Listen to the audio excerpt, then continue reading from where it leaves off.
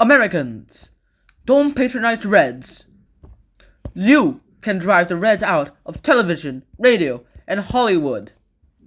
Yeah, something's a little off. Firstly, I should mention that this was happening in the 1950s. This was anti-communist propaganda in America. And of course, Americans to this day still hate the commies, also not as much as they did in the last few centuries.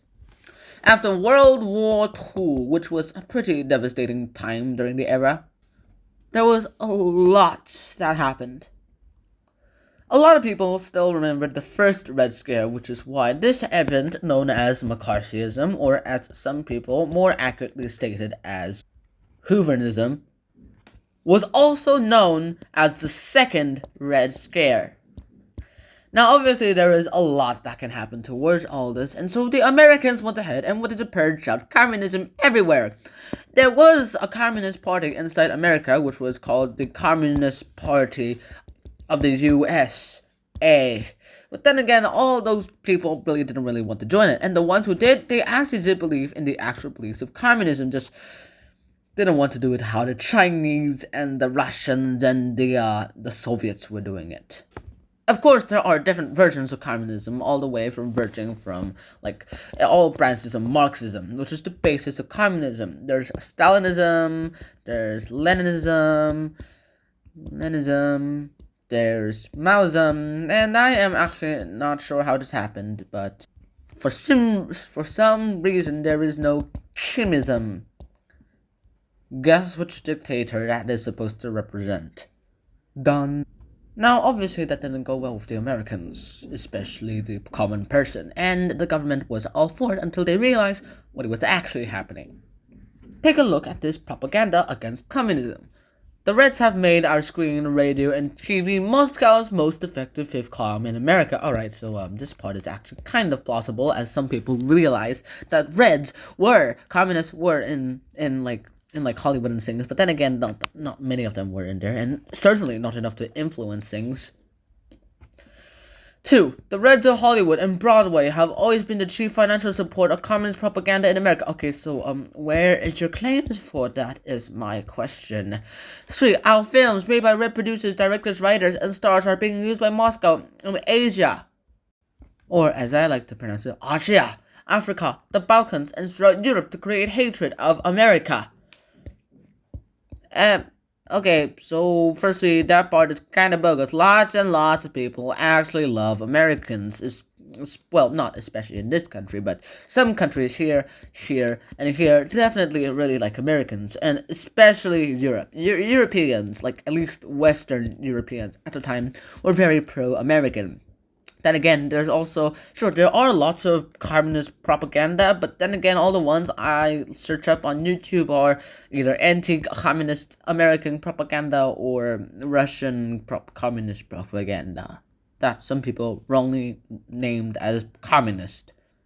4. Right now, films are being made to craftily glorify Marxism. UNESCO is communist? And one worldism. One worldism. What do they mean by that? One worldism is a belief in world government. Alright, let's check here. There we go. The ideology that all the countries of the world are essentially similar and could interoperate without conflict. Okay. That sounds awesome. So why is that communist? Because apparently America wants to become the best country in the world. They don't want to be part of the worst countries of the world, apparently. Okay, that's just speculation, and that's also some stereotyping, but then again, it is backed up by some people's beliefs. And this next part, and via your TV set, they are piped into your living room and are poisoning the minds of children under your very eyes. 3 exclamation marks. Okay. This might just seem like this propaganda analysis, and most of this video is actually part of the analysis of the Red Scare, also known as McCarthyism, also known as Hooverism, based on the FBI director J. Edgar Hoover. There is a lot of people who actually go ahead and realize that, okay, this is just bogus, and lots of people, especially the Hollywood people, realize that this is bogus. Then again, J. Edgar Hoover really liked doing all this, because that put him in the media and actually gave a story and someone a spotlight on the FBI, which he was the director of, if I shouldn't mention, and also gave John McCarthy, the evil devil of the American days, some sort of spotlight as well too. I mean, if I just make him a devil, it does kind of glorify him, especially if I make his, especially if I do that. Oh man, that just looks creepy. But then again, this is Joseph McCarthy.